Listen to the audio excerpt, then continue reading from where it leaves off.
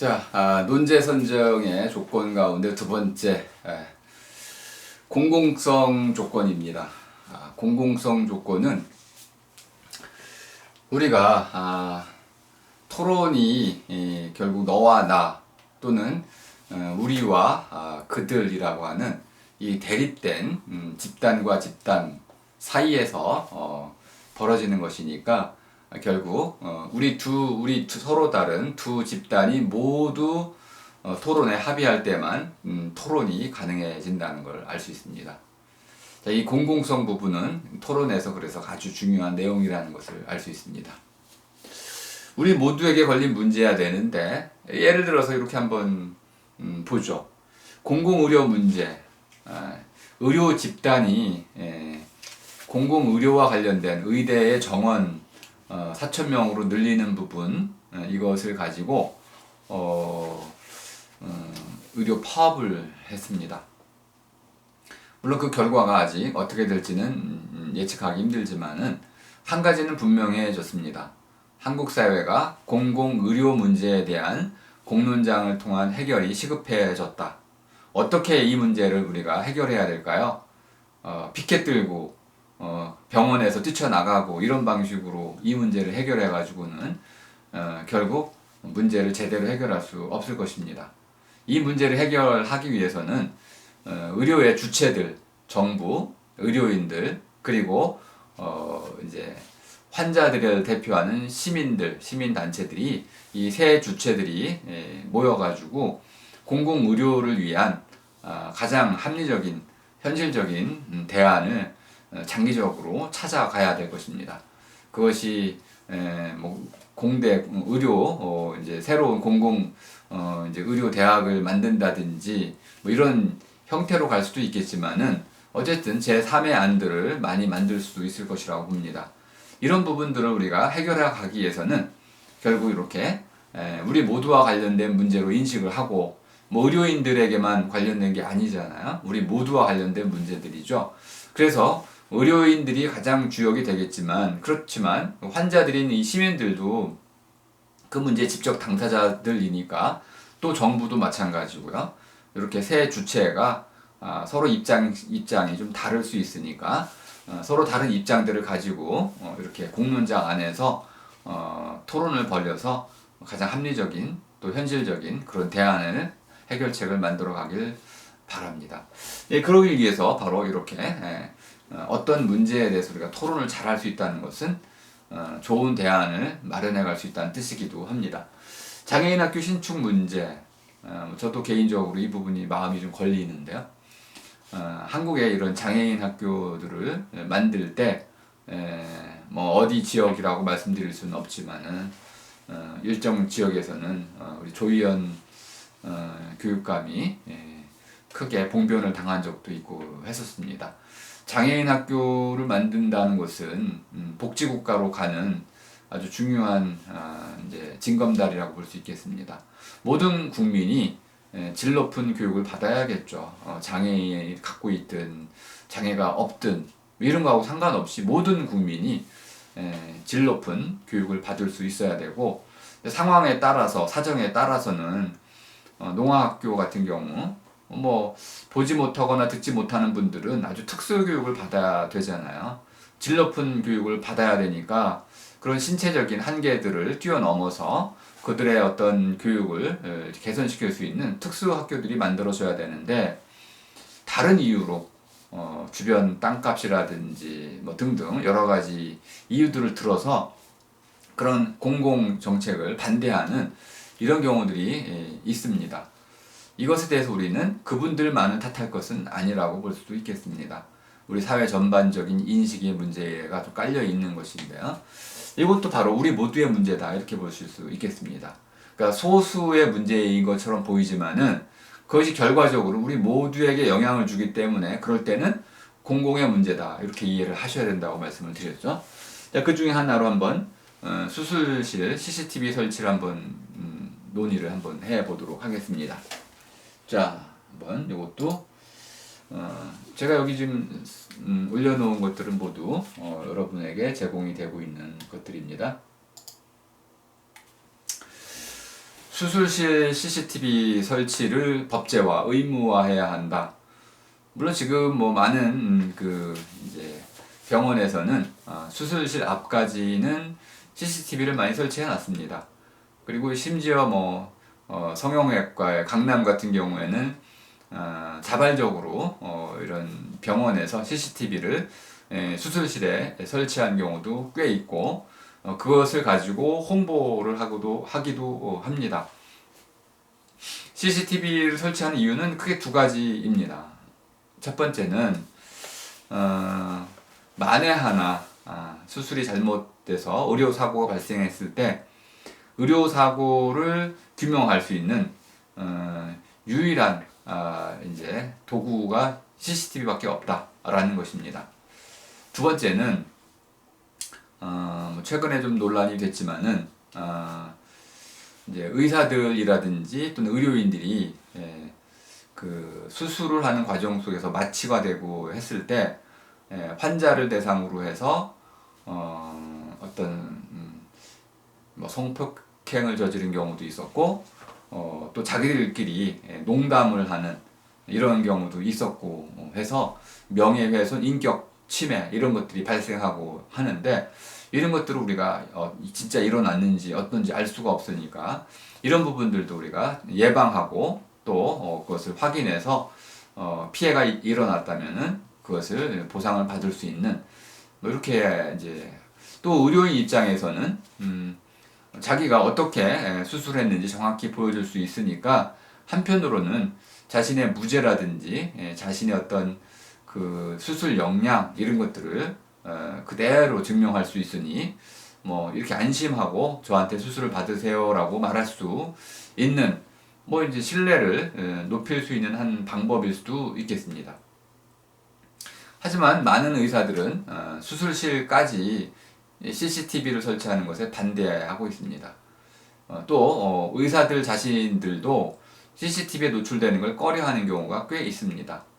그리고 또 하나는 아니 수술 장면 자체는 좀 끔찍할 수가 있는데 그런 것들까지 다 녹화한다는 것이 이게 무엇을 위한 것이냐, 어떻게 인권 보호가 된다는 것이냐, 그리고 만에 하나 또 여성 같은 경우 그러한 성적인 부분들이 노출이 됐을 경우 만에 하나 이것이 외부로 유출이 되거나 한다면은 그거야말로 또 더 큰 사회적인 문제 또 개인의 프라이버시 침해 이런 것이 일어날 수 있으니까 이런 해킹 사건이 또 발생할 수도 있는 것이고요. 이런 것들까지 우려가 된다면은 굳이 CCTV를 수술실에까지 설치를 해야겠는가?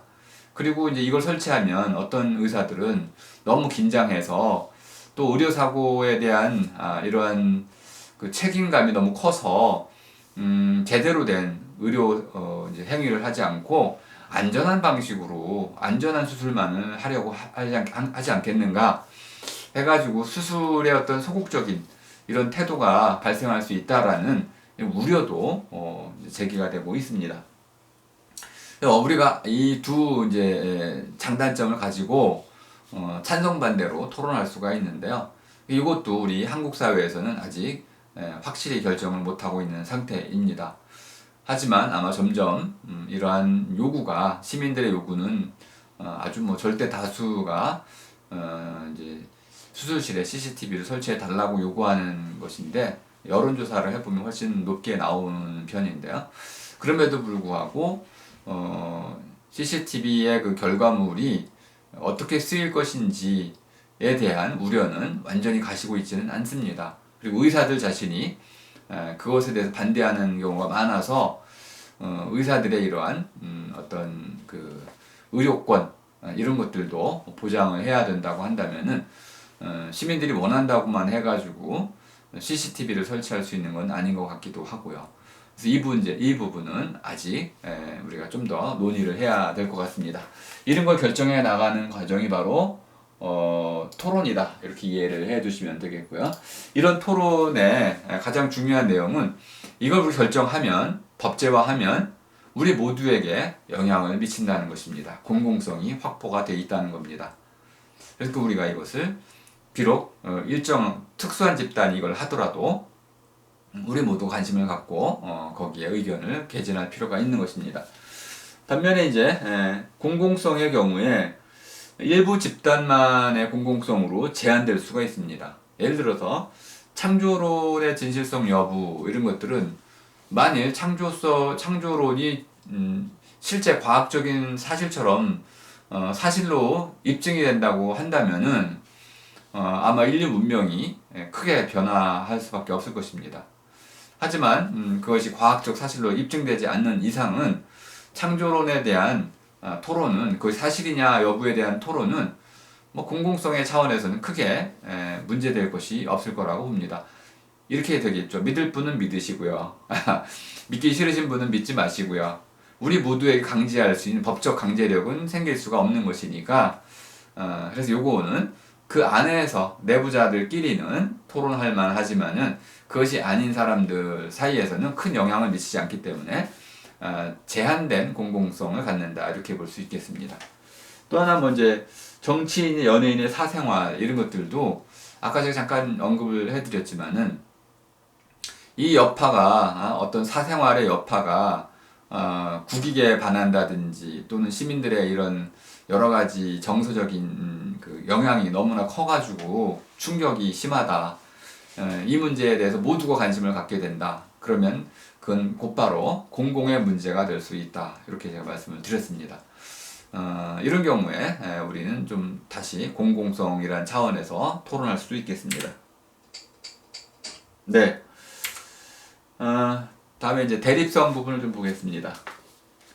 아까 제가 임신중절 부분을 좀 설명을 드렸으니까 쉽게 넘어가려고 하는데요.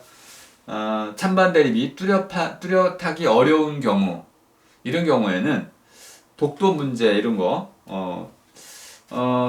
이게 이렇게 되겠죠. 한국 사람들끼리는 독도가 어느 나라 땅입니까? 그러면은 당연히 한국 땅이라고 하겠죠. 여기 이견이 있을 수가 없죠. 물론 뭐 있을 수 있겠지만 99.9%는 이견이 없을 겁니다. 그런데 이렇게 한번 보시죠. 독도 분쟁 막아야 한다. 그럼 누구랑 독도 분쟁을 하게 됩니까? 일본과 독도 분쟁을 하게 되는데 이 독도 분쟁을 하는 것이 바람직하냐? 분쟁을 통해서 우리가 독도 영유권을 확실히 보장받아야 되느냐? 아니면 독도 분쟁 자체를 일으키지 말고 피해서 실효적 지배를 유지하는 것이 국가의 이득이 될 것이냐? 이렇게 봤을 때 한쪽은 그 분쟁해가지고 우리가 확실히 일본의 코를 납작하게 해야 된다라는 쪽으로 갈 수도 있겠는데요. 그러다가 우리가 큰 코 다칠 수가 있으니까 분쟁화하는 것을 막고 실효적 지배로 만족하는 게 좋겠다.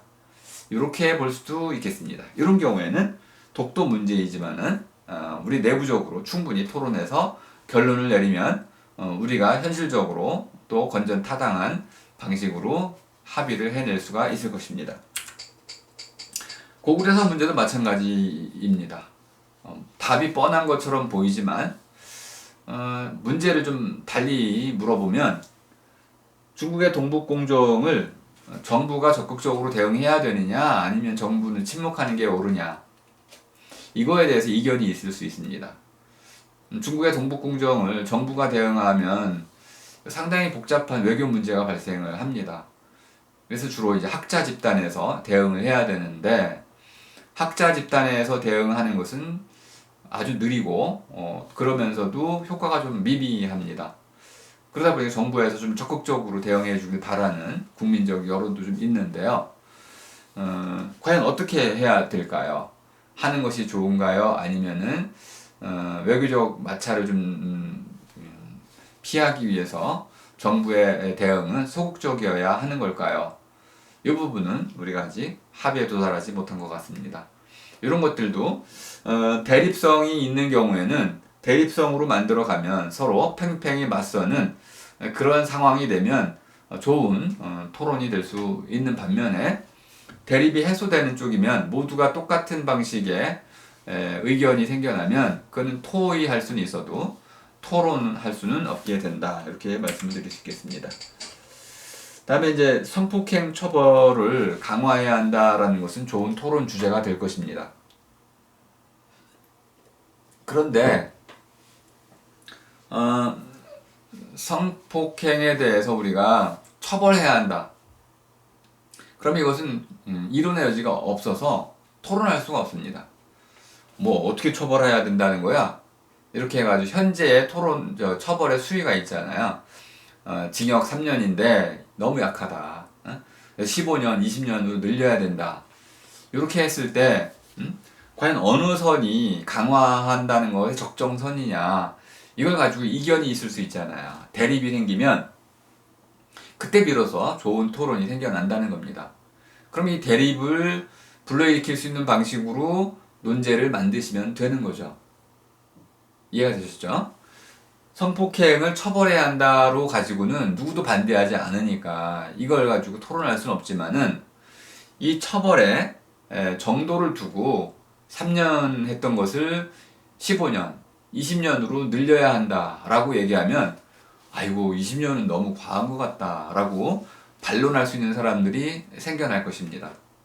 그럼 바로 이제 그 지점에서 우리가 어느 정도 처벌해야 되느냐, 어느 수위로 처벌해야 하는지를 두고 우리가 토론할 수 있다는 것입니다. 이렇게 대립각이 세워졌을 때 비로소 토론이 가능해진다.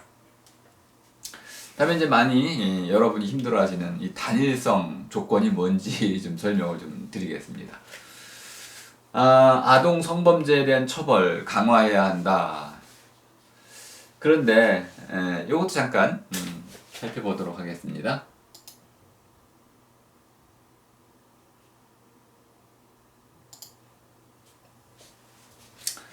지금 이제 조두순 사건이 뭐 한 80일 뭐 며칠 남은, 조두순 출소가 며칠 남았느니 하고 이제 카운트다운을 하고 있잖아요. 많은 이제 그 딸을 둔, 어린 아이를 둔 부모들은 조두순이란 이름만 들어도 두려움에 떨게 될 것입니다. 저런 사람을 만난다고 한다면 전 비극을 넘어서 도저히 참아낼 수 없는 평생의 고통이겠죠. 그러면 이러한 그 아동 성범죄 범죄에 대해서 너무 일찍 출소한다는 이 불안감, 그리고 처벌이 너무 약하다 보니까 재범률이 높다, 이런 어떤 불안감, 이런 것들이 커지고 있는 상황이죠.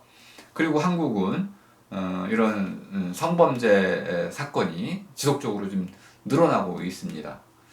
이렇게 늘어나다가 보면은 여성들의 안전이라는 것이 아주 취약해지는 거잖아요. 저도 뭐 두 딸의 아빠이기도 하지만은 또 제가 또 숙대 교수이기도 하고, 여성이 이렇게 불안하게 그 살아가는 이 세상은 당연히 개선이 돼야 할 세상입니다. 어떻게 개선이 되어야 할까요?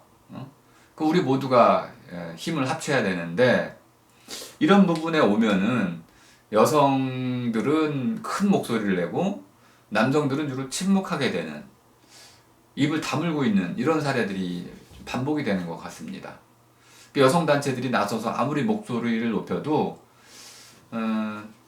남성들의 입 다물기, 이것 때문에 결국 법제화까지 가는데 상당히 많은 시간이 걸리고 또 노력도 사회적인 비용이 크게 지불되는 것을 볼 수가 있습니다.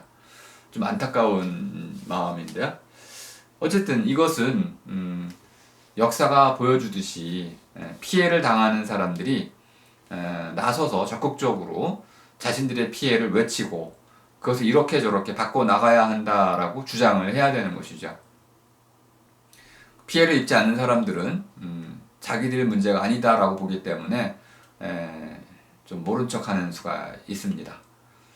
그것이 뭐 인지상정이다 이렇게 말씀드리려고 하는 건 아니고 다급하고 절박한 쪽에서 먼저 문제 제기를 잘 해주어야 사회적 공론화가 잘 된다, 이렇게 이해를 해주시면 되겠습니다. 그럼 이렇게 사회적 공론화를 하기 위해서 토론에 붙여야 되는데, 토론에 붙이기 위해서는 이것이 왜 문제인지를 정확히 이제 밝혀야 되는데, 이렇게 논의하다가 갑자기 여성 인권으로 막 빠져나가고 그러면은 토론이 안 되게 됩니다. 남자들은 다 그래 이렇게 돼버리면 여자들은 다 그래 이렇게 해가지고 서로 쟁점이 사라지게 됩니다. 이럴 때 이제 바로 토론의 묘미가 좀 있어야 되는 거죠. 아동 성범죄 처벌 강화라고 하는 특정한 방식으로 논제를 제한하는 겁니다. 논제를 줄이면 토론이 쉬워집니다. 토론이 쉬워지는 반면에 좀 생산적인 결론에 도달할 수가 있습니다. 여러분들도 이렇게 특히 이제 문제 제기를 하는 입장에서는 좀 토론의 그 주제를 좀 좁혀가지고 가장 먼저 토론해야 할 부분부터 좀 논의해가는 뭐 이런 논의가 좀 필요하겠다. 그래서 모든 사건을 한 번에 해결하려고 하는 것보다는 하나하나 나눠가지고 단계적으로 문제를 처리하는 것이 좋겠다. 이해가 되셨죠? 자, 예를 좀 몇 가지 보겠습니다. 한국의 차별금지법이 사실 아직 만들어지지 않았는데요. 이거 빨리 만들어줘야 될 것 같습니다. 근데 이게 왜 만들어지기 어렵게 돼 있냐면, 참 한국의 이 그 상황이 너무 복잡해요. 복잡한데 이렇게 동성애 문제, 외국인 혐오 문제, 여성 차별 문제 등 이 서로 이질적인 문제들이 한꺼번에 차별금지법 안에 들어와 버렸어요. 그러니까 토론이 안 돼요. 심지어는 여기 두 가지의 외국인 혐오라든지 여성 차별 이런 것들은 차별금지법 안에 넣어야 된다는 걸 동의하시는 분들도 갑자기 동성애로 가보면 반대해요. 그러니까 차별금지법 전체를 동시에 처리할 수가 없게 되는 거죠. 그 부분적으로 찬성, 부분적으로 반대인 사람들이 많다 보니까 이 모든 서로 다른 사안들을 차별금지법 안에 모두 뭉뚱그려 넣어서 법을 만드니까 결국은 단일성의 원칙에 크게 위배가 돼가지고 토론할 수가 없게 됩니다. 계속 3000% 빠지게 되고 합의에 도달할 수가 없게 됩니다. 산불정책, 예를 들어서 기여입학제, 본고사, 고교등급제 폐지 이걸 주장을 합니다. 하나하나가 너무나 큰 주제들인데 이걸 동시에 산불정책 폐지 이렇게 나가면 밤을 새고 몇 달을 가도 이건 절대 합의에 도달할 수 없을 겁니다. 제가 이 두 가지를 좀 잘 보여드리려고 색깔을 달리 했습니다. 부유세를 신설해야 한다. 근데 갑자기 여기다가 토지공개념 제도를 집어넣어 버렸어요. 부유세 신설과 토지공개념은 그 맥락은 같습니다. 맥락은 같은데 두 가지를 동시에 토론하면요, 단일성이 크게 어긋나기 때문에 결국 우리는 어느 쪽도 제대로 토론할 수 없게 됩니다. 이럴 때는 이것을 분리해야 한다. 이런 얘기입니다. 경제민주화, 반값 등록금. 경제민주화 해야겠죠. 근데 반값 등록금은 작은 주제잖아요. 그럼 요거를 여러분이 원하는 쪽으로 반값 등록금 쪽이면 요쪽만 떼어서 요거는 따로 이런 식으로 해가지고 단일하게 논제를 만들어야 된다. 다음에 이제 2부의 마지막 이제 주제인데요. 변화성. 토론해가지고 변화가 없으면, 바뀔 수가 없다면 뭐하러 토론하겠습니까? 시간 낭비죠. 그러니까 토론이라는 것이 생산적이려면 토론의 결과가 우리에게, 토론자 자신과 그리고 토론자가 속한 공동체의 변화를 불러일으킬 수 있어야 된다. 그러니까 누울 자리를 보고 다리를 뻗는다 이런 거죠. 변화될 수 있는 것에 대해서 토론하자 이런 뜻으로 이해하시면 되겠습니다. 대학 등록금 일부 환불해야 한다. 잠깐 볼까요? 대학 등록금 전체를 환불한다는 것은 불가능한 거겠죠. 근데 지금 이 논의는 여러분이 쉽게 이해하실 겁니다. 자, 쟁점화하는 방식을 좀 잠깐 보시죠. 대학 등록금 일부라고 쓴 거는 어떤 이유가 있는 거예요. 대학 등록금은 어떻게 쓰이나요? 이렇게 봤더니 많은 부분이 80% 정도가 인건비하고 건물 사용료 등으로 나가더라. 그런데 학생들이 코로나로 인해서 학교에 등교를 안 하니까 대학 건물을 쓰지 않잖아요. 학생들 입장에서는 대학 건물을 사용하지 않은 만큼 뭔가 손해를 보게 되는 셈입니다. 학교 이용을 제대로 못하게 된 거죠. 그럼 대학의 입장에서는 물론 그게 큰 이득이라고 볼 수는 없는데 뭐 전기세는 아끼겠죠. 큰 이득이라고 볼 수는 없겠지만은 이런 문제가 하나 있고요. 또 하나는 저는 좀 찬성하기 좀 어렵지만은 온라인 강의로 하다 보니까 강의의 질이 떨어졌다 이런 평가들을 좀 받는 것 같습니다.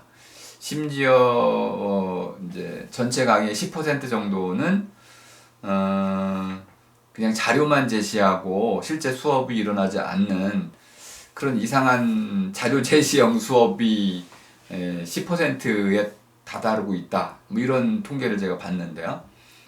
이런 교수님들의 경우에는 좀 등록금을 환불하셔야 될 것 같습니다. 개인적으로 좀 하시죠. 전 열심히 하고 있으니까. 등록금 환불의 이유들이 생겨났어요. 물론 그거는 이제 그 반대하는 입장도 있을 수 있습니다. 저는 강의와 관련해서 강의의 질이 떨어진다 이렇게 볼 수는 없다고 보는 입장이어서 물론 그런 경우도 있을 수 있겠습니다.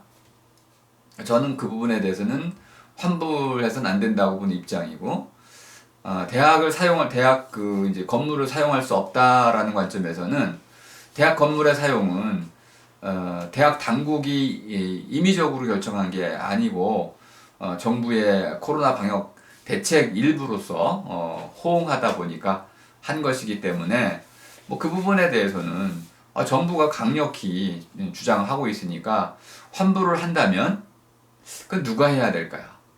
정부가 좀 해줘야 되지 않을까요? 정부가 좀 하면서 물론 학교 측에서도 좀 낼 수는 있을 것 같습니다. 기본적으로는 정부가 명령을 내렸으니 환불을 해야 된다면 정부가 해야 되는 것이 맞는 것이죠. 그리고 현재 정부가 그런 등록금 환불을 하고 있습니다.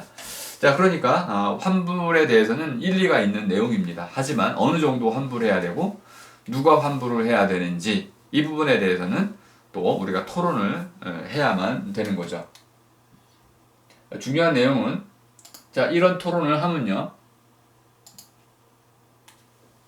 결국은 여러분들이 이 토론을 거쳐서 일부나마 뭐 많은 양은 아니겠지만 일부나마 등록금을 환불받을 수 있다는 것입니다.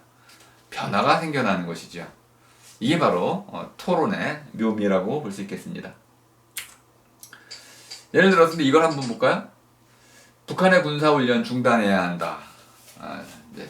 최근에 피격 사건이 일어나가지고 원래는 남북 긴장이 극도로 이제 치달아야 되는데 극도로 이제 올라가야 되는데 김정은 국방위원장이 위원장이 사과를 하는 바람에 긴장의 수준이 좀 떨어져 있는 상태죠. 근데 좀 개인적으로는 민간인을 그 총으로 군인이 피격 쏴서 죽였다는 것은 그거는 용서받을 수 없는 죄라고 봅니다.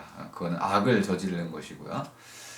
그 조난자를 구조해서 그의 조난 이유를 좀 살피고 그 원하는 대로 이제 인권의 존중하에서 인도주의적인 관점에서 그 원하는 대로 이제 해야 되는데 그것을 하지 않은 것 이렇게 해가지고 어쨌든 남북 간의 이 긴장 관계가 이제 계속 올라가고 있는데 이런 것들을 중단해야 하는지 어떤 상황이 이제 발발했을 때 그것을 군사적으로 해결해야 하는지 그래서 응징을 해야 되는지 아니면 외교적으로 또는 그냥 조용히 해결을 해야 되는지 이 부분도 우리가 상당히 어렵습니다. 근데 우리가 이렇게 물을 수는 없는 거죠. 북한의 군사훈련 중단해야 한다. 북한한테 요구해봤자 아무 의미가 없잖아요. 그들과 토론할 수가 없으니까. 그리고 내부적으로는 응징해야 한다가 되겠습니다. 그럼 응징은 어느 정도로 해야 되는 걸까요? 그렇다고 뭐 군사적으로 해야 되나요? 뭐 등등 이게 아주 애매하고 어려운 난제죠. 이건 어떻습니까? 채식 법제화해야 한다. 아마 이러면은 토론 자체가 불발되겠죠. 왜 그러냐면 채식을 법제화한다는 것은 모든 사람을 채식을 강요한다는 거잖아요. 이것 자체의 변화가 불가능합니다. 현재는 모두를 채식주의자로 만들 수 있는 길이 없기 때문에 이렇게 토론할 수 있는 자체가 변화의 가능성을 전혀 갖고 있지 않아서 토론 의미가 없다고 볼 수 있습니다. 이것도 대학 입시 지속해야 한다. 대학 입시 지금 지속되어 오고 있는데 지속해야 한다. 무슨 변화가 있습니까? 변화가 없으니까 이것도 토론 논제로 적합치 않습니다. 대신 철폐해야 한다면 아마 이것도 한편으로는 변화가 불가능해 보이죠. 하지만 적어도 지속해야 한다는 것보다는 훨씬 나은 토론 주제가 되겠습니다. 이런 경우 사형제도 존치해야 한다. 현재 한국은 사형제도가 있습니다. 물론 집행은 되고 있지 않지만은 자 그럼 요거를 뭐 이렇게 실제로 집행되지 않고 있으니 폐지하는 게 좋겠다 해가지고 좀 정확하게 토론에 맞게끔 토론이 잘 이루어지고 토론의 이런 이제 공공성과 변화의 목적, 합리적인 의사결정을 할 수 있는 방향으로 토론 논제, 따진 말을 만드는 것이 일단 좋은 토론을 하기 위한 첫 번째 관문이다. 이렇게 이해를 해주시면 되겠습니다. 자, 2분 이렇게 마치겠습니다.